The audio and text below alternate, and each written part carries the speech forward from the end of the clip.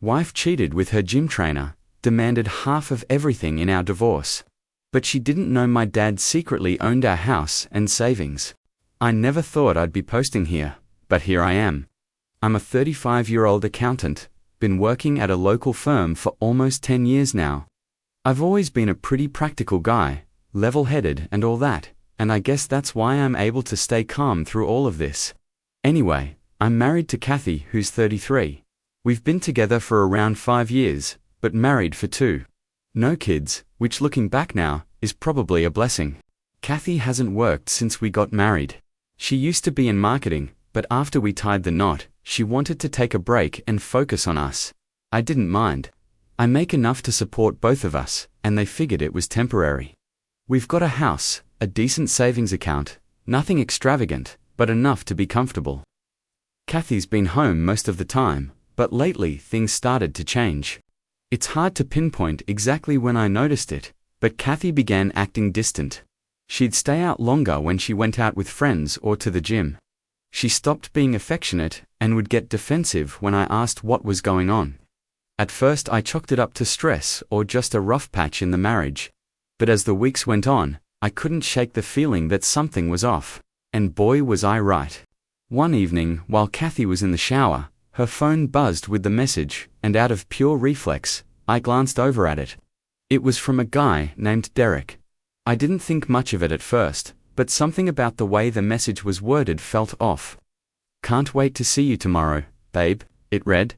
I opened it, and what I found confirmed my worst fears. She'd been seeing Derek, her gym trainer, for months. The texts were explicit, full of plans for the future. Plans that clearly didn't involve me. I sat there frozen, staring at the phone. I couldn't believe it. The woman I married, the person I trusted, was cheating on me. But instead of rage or sadness, I just felt numb. Maybe it was the shock, or maybe it was my pragmatic nature kicking in. But I knew I had to confront her without losing my cool. When she came out of the bathroom, I calmly handed her the phone and asked her to explain.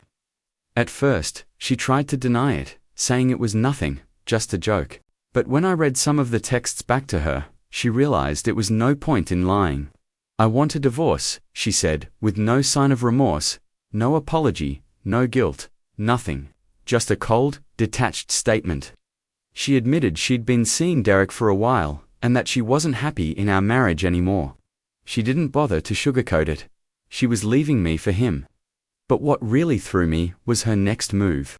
Without missing a beat, she started talking about dividing assets. She said she wanted half of everything. The house, the savings, everything we'd built together. She even suggested she deserved it because she had sacrificed her career to support mine. I couldn't believe the nerve. I stayed calm, though. Maybe it's because I'd already emotionally checked out at that point, or maybe because deep down I knew something she didn't, so I agreed. I told her if she wanted a divorce, I wouldn't fight her on it.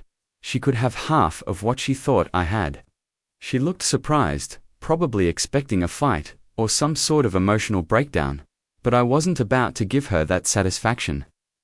What Kathy didn't know, and what I didn't feel the need to tell her, was that almost all of our assets were in my dad's name. You see, my father is a pretty shrewd man. Years ago, when I first started making decent money, he suggests I put all my major assets in his name. He explained that it would be a safeguard in case anything ever went wrong in the future. Whether it be debts, lawsuits, or, as it turns out, a cheating spouse. At the time, I didn't think much of it. It just seemed like smart financial planning. So, when Kathy demanded half of everything, I knew she wouldn't be getting what she expected. On paper, I didn't have much, just a modest bank account, a car in my name, and a few other odds and ends. The house, technically, it belonged to my dad. The bulk of my savings, also in accounts under my dad's control. Instead of getting into a messy court battle, I suggested we handle things through mediation. I figured it would be easier and cheaper for both of us. That way, she agreed, clearly thinking she'd walk away with a significant chunk of my assets. Little did she know, this arrangement with my dad had been in place for years, and honestly, I had forgotten about it until the divorce talks began. It wasn't that I had planned for a scenario like this, but I can't deny that I'm grateful for my father's foresight. The house we lived in was technically owned by him, as were most of the investments and savings that Kathy had her eyes on. I had always kept a low financial profile in my own name, living modestly enough that no one, including Kathy, really questioned it. As soon as the divorce process started, I told my dad he wasn't thrilled about the situation, what father would be, but he understood the importance of keeping everything tight-lipped. We consulted with a lawyer just to ensure that everything was airtight and legally sound. Turns out, everything was in perfect order. Kathy could demand all she wanted, but there wasn't much in my name for her to take. Kathy didn't waste any time. She hired an aggressive divorce attorney, one of those sharks that promises to take everything they can. Meanwhile, I hired a low-key but reputable lawyer, someone who specialized in cases like mine where there were tricky financial dynamics at play. I didn't want to make a big scene out of this, but I also wasn't about to let Kathy and her lawyer push me around. The first step in the divorce process was asset disclosure, which, as you can imagine, didn't go as Kathy had planned. I laid everything out in full, just as required by law. But when she saw how little there actually was in my name, her lawyer's confident grin faltered. I could tell they were both confused, maybe even suspicious, but there wasn't much they could do about it. Everything I provided was truthful, and there were no hidden assets. She then started berating me right there itself while calling me Anne and accused me of lying. But like I said, I provided everything I had. After a bunch of accusations and raised voices, I left and said that we will discuss everything once she has calmed down. Now, here I am turning to Reddit because I'm not sure if I've handled this the right way. So, Reddit, am I the for agreeing to give her half of what's mine while knowing she's not actually getting anything close to what she expects? Update 1. So, things are starting to heat up after the initial asset disclosure. Kathy was in complete disbelief. She clearly thought I was hiding something while accusing and berating me, and her lawyer wasn't much better. The look on his face when they saw the modest numbers on paper was priceless. It didn't take long for them to start demanding a more thorough investigation. Kathy kept asking where all the money was, the house, the investments, the savings. She assumed we had she couldn't believe that after years of marriage, there wasn't more to split. Her lawyer quickly hired a forensic accountant to dig deeper, thinking I had stashed money away in hidden accounts. At first, I was a little nervous, not because I had anything to hide, but because I knew this would only prolong the whole process. But after talking with my lawyer and going over everything again, I realized there was nothing they could find legally. Everything I had claimed was 100% accurate, and there was no trail that would lead them to the assets in my dad's name. As the investigation dragged on, you could see the frustration building on Kathy's face. She was used to getting what she wanted, but this time, there was nothing there for her to take. It's like she couldn't wrap her head around the fact that she was walking away with next to nothing. Kathy's next move was to try and argue that she had contributed significantly to my career and our lifestyle. She claimed that by staying home and managing the household, she had enabled me to focus on my work and advance in my career. While I'll admit that having her take care of things at home was helpful at times, it wasn't as if I was running a Fortune 500 company. I'm a mid-level accountant, and my job has been pretty stable for years now. There wasn't some meteoric rise in my income that she could point to and say, I helped him get there. Still, she tried. She pushed the idea that she had sacrificed her own career in marketing to support mine. But the truth is, she hadn't worked long before deciding she wanted to stay home. And even then, it was a choice she made, not something I ever asked of her. Her lawyer brought this up repeatedly, trying to paint me as someone who had benefited from her sacrifice. But again, there wasn't much to support that claim. At one point, they even tried to involve my parents in the proceedings. Kathy wanted to prove that they had been giving me money under the table, or that I had been hiding assets with their help. This part made me especially angry. My parents had nothing to do with this, and dragging them into it was a low blow. Fortunately, my lawyer was able to shut down those attempts pretty quickly, but it was clear Kathy was getting desperate. As the divorce proceedings dragged on, Kathy decided to take things into her own hands. If she couldn't get what she wanted through the courts, she was going to try and ruin my reputation in other ways. She started telling everyone in our social circle that I had been hiding money from her, that I had been financially abusive throughout our marriage. I couldn't believe the life she was spreading. I'd hear from mutual friends about how she was going on and on about how I was leaving her with nothing, how I had manipulated her into thinking we had more than we did. She even took to social media, posting vague but pointed comments about narcissistic partners and betrayals. Some people sided with her. Of course, there are always people who will take the side of the person who looks like they've been wronged. But most of our closer friends knew better. They knew I wasn't the type to do something like that. It was frustrating to see her try to ruin my reputation just because things weren't going her way. But I tried not to let it get to me. I knew the truth, and the people who really mattered knew it, too. Besides, I had bigger things to focus on, like making sure she didn't take me for more than she deserved. While Kathy was busy running a smear campaign, I was making sure all my bases were covered. My lawyer and I were in constant communication, making sure we had all the evidence we needed to prove my side of the story. I documented every interaction I had with Kathy, every demand she made, and every time she tried to paint me as the bad guy. I knew that if this ever went to court, having that documentation would be crucial. I also started gathering evidence of her affair with Derek. While adultery doesn't always play a huge role in divorce settlements, I wanted to make sure it was clear that she wasn't the victim here. I had screenshots of the text she exchanged with him, pictures they had taken together, and even statements from some of her friends who had known about the affair but kept quiet.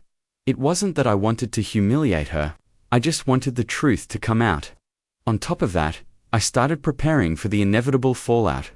I knew that once the truth came out, that she wasn't getting half of everything, things were going to get ugly. So, I kept my distance, staying focused on my work and my own life, while making sure I had everything in place for the next phase of the divorce. One thing Derek's reaction made all of this even more interesting was Derek's reaction to everything. When Kathy initially told him she wanted to leave me for him, he seemed all for it. They had their little romantic fantasy of starting a new life together. But as soon as the divorce proceedings started getting messy, Derek began pulling back. It turns out he wasn't quite as invested in Kathy as she thought. From what I've heard, he started getting cold feet when he realized that being with her might mean dealing with her financial issues. Kathy was expecting this grand new life with Derek, but he wasn't ready to commit to that. In fact, word got out that he started losing clients at the gym because of the scandal. Apparently, people don't want to work with a trainer who's known for getting involved with married women. Now, Derek's been trying to distance himself from Kathy, and she's starting to realize that maybe this wasn't the fairy tale she thought it would be. I almost feel bad for her, but then I remember everything she's done. As for me, I'm feeling conflicted. On one hand, I feel vindicated. I'm glad that I protected my assets, and I'm glad that Kathy isn't walking away with what she expected. But at the same time, I can't help but feel a bit sad. This was my marriage after all. I loved Kathy once, and I thought we'd build a life together. Seeing it all fall apart like this is tough, even if I know it's for the best. Update to things have taken a pretty wild turn since my last update. Kathy is getting desperate, and it's starting to show in the worst ways. She's clearly realized that she's not going to get the payout she expected from this divorce. And now she's trying to make my life hell. The latest is that she's been making threats about ruining my career and my reputation at work. She told me flat out that if I didn't make things easier for her, give her more money, she would make sure everyone in my firm knew what a scumbag I was. At first, I wasn't sure what she meant, but it became clear when she started showing up on my office unannounced. The first time, she was calm, pretending like she just needed to talk. But when I told her there was nothing more to discuss, she snapped. She started raising her voice, saying things like, "I'll make sure everyone here knows the truth about you." Fortunately, I was able to get her out of there before it escalated further. But it's clear she's becoming unpredictable. Her behavior at home, well, her temporary home with her parents, has been erratic too. After realizing she wasn't going to walk away with the big payday she expected, she moved back in with her parents. From what I've heard, things haven't been going well for her there. Her parents are supportive, but they're not exactly thrilled with how everything's played out. I guess even they see through her victim act. Mutual friends have told me that she's been lashing out, getting into arguments with her family, and acting like she's on the verge of a breakdown. The legal side of things has gotten more problematic as well. Kathy's lawyer is trying everything they can to dig up dirt on me. They filed motions to subpoena my parents' financial records, even though my lawyer has repeatedly explained that my parents' assets are not up for grabs in this divorce. It's a clear attempt to rattle me, but it's not working. Kathy's team also filed a motion to depose my colleagues at work, hoping to find something, anything that might suggest I was hiding assets or receiving under-the-table income. They're grasping at straws, but it's exhausting to deal with. Every time we think we've handled one of their requests, they come back with another. The whole situation is starting to feel like a never-ending chess match. Every move I make, Kathy and her team try to counter. But I've been staying one step ahead, thanks to my lawyer and the airtight legal protections my father set up years ago. Still, it's draining, and I'm not sure how much longer I can keep this up before we end up in court for real. Speaking of legal proceedings, we've already tried mediation twice, actually, and both times it's been a complete disaster. The first session ended after about 20 minutes, when Kathy refused to budge on her demand for half of the house and our savings. My lawyer laid out the reality of the situation. That the house was in my father's name, and that there wasn't nearly as much money as she thought, but Kathy wouldn't hear it.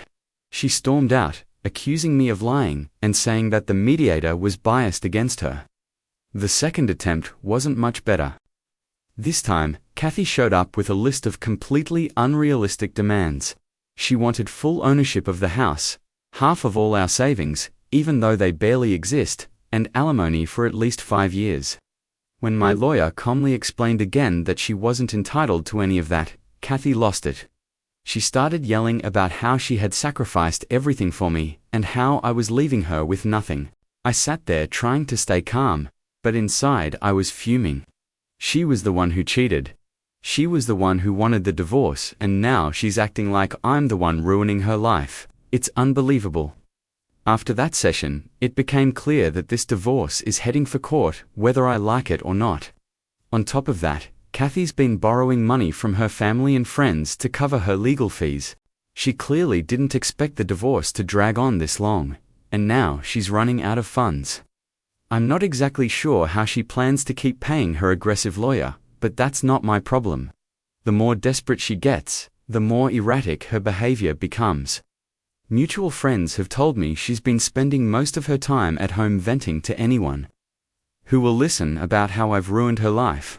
It's gotten so bad that some of her friends have started distancing themselves from her. They're tired of the drama and her constant playing of the victim card. It seems like everything Kathy thought she was going to get out of this divorce is slipping through her fingers.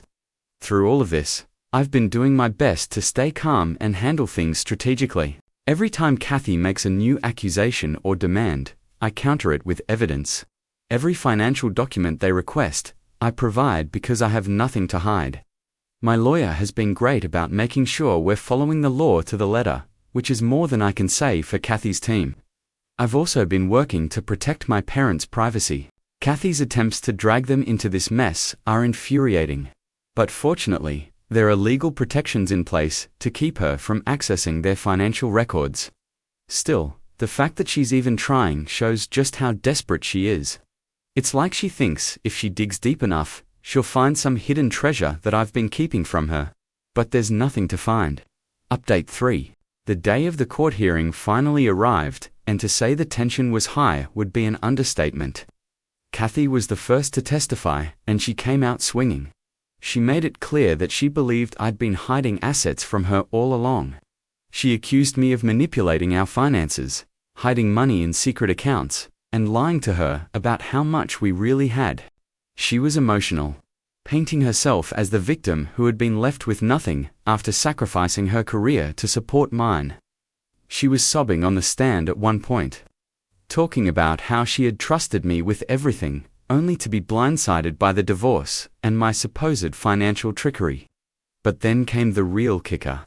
When my lawyer presented evidence of her affair with Derek, as soon as attacks, pictures, and details of her relationship with him came out, the jury, the judge, everyone could see what was really going on. Kathy's victim narrative started to crumble right before my eyes. At one point, she even tried to downplay the affair, saying it was just a mistake and that it had nothing to do with the divorce. But by then, the damage was done. Her credibility was shot, and it was clear that her financial demands were driven more by greed than anything else. When it was my turn to testify, I made sure to stay calm and stick to the facts. My lawyer had prepped me well, and I knew that getting emotional or defensive wouldn't help my case.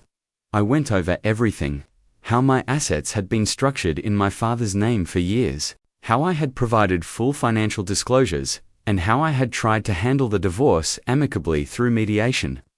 I also testified about Kathy's threats, her erratic behavior, and the smear campaign she had been running. My lawyer presented documentation of all the accusations she had thrown at me, both publicly and in court, and showed how baseless they were. We laid out the truth about our finances. The house belonged to my father. Our investments were modest at best, and there was no secret stash of money that she could lay claim to. The judge seemed to appreciate my straightforwardness. I didn't try to vilify Kathy, but I didn't sugarcoat the reality of what had happened either. The facts were clear, and I made sure to present them without drama or exaggeration. A few key witnesses were called during the trial, and their testimonies helped seal the deal. First, my father took the stand. He explained the financial arrangement we had put in place years ago, how the house was in his name, how the investments were under his control, and how all of this was done as a form of long-term financial protection. He made it clear that these assets were his, not mine, and that Kathy had no legal right to them. Next up was one of my colleagues from work. Kathy's team had tried to argue that I had been hiding money by receiving under-the-table payments or bonuses, but my colleague shut that down quickly. He testified about my modest income and my regular transparent salary. There were no secret bonuses, no hidden sources of income, just a straightforward paycheck that I had disclosed. These witnesses were crucial in showing that Kathy's accusations were baseless. The judge could see that there was no grand conspiracy on my part, just a simple, transparent financial arrangement that Kathy had never bothered to understand. After days of testimony and legal arguments, the judge finally delivered the verdict. It was a huge relief to hear the words, "The divorce would be granted in my favor." Kathy's demands for half of the house and our savings were denied outright. The verdict: the judge ruled that because the house and most of her assets were in my father's name, Kathy had no claim to them. The only thing she was awarded was the minimal amount of alimony, and even that was for a short duration. Barely enough to cover her legal fees, let alone the lifestyle she was hoping to maintain. The judge made it clear that Kathy's affair and her lack of contribution to the household finances played a role in his decision. He saw through her attempts to paint herself as a victim and ruled accordingly. As the decision was read out, I felt a massive weight lift off my shoulders. The months of stress, the constant accusations, the fear of losing everything, all of it melted away. In that moment, I knew that legally I was in the clear. Kathy, on the other hand, didn't take the verdict well. As soon as the judge finished, she burst into tears, shouting that the system wasn't fair and that I had cheated her out of what was rightfully hers. She stormed out of the courtroom, leaving her lawyer looking exasperated. I'm not sure what she expected, but it was clear that she hadn't prepared herself for the possibility of losing. For me, the immediate feeling was one of relief. I thanked my lawyer, who had done a good job throughout the whole process, and headed out of the courthouse. My phone was buzzing with texts from friends and family, congratulating me on the outcome. Word had spread quickly, and the local community was already talking about the case. It felt good to know that the truth had come out and that I could finally move on with my life. But Kathy wasn't done. Outside the courthouse, she had a full-blown meltdown in front of a small crowd. She started screaming about how I lied and manipulated the system, and how she was going to appeal the decision. The problem is, she doesn't have the money to do that. Her lawyer made it clear during the proceedings that she was running out of funds. And from what I've heard, she's still borrowing money from family and friends just to get by. That being said, I'm incredibly grateful for my father's advice and foresight when it came to protecting my finances. Without his help, who knows what kind of mess I'd be in right now. I'm also thankful for my friends, family, and colleagues who stuck by me. Even when Kathy was spreading rumors and trying to destroy my reputation. Looking forward, I'm hopeful. I know it's going to take time to fully recover from this, both emotionally and financially, but I'm ready to move on with my life.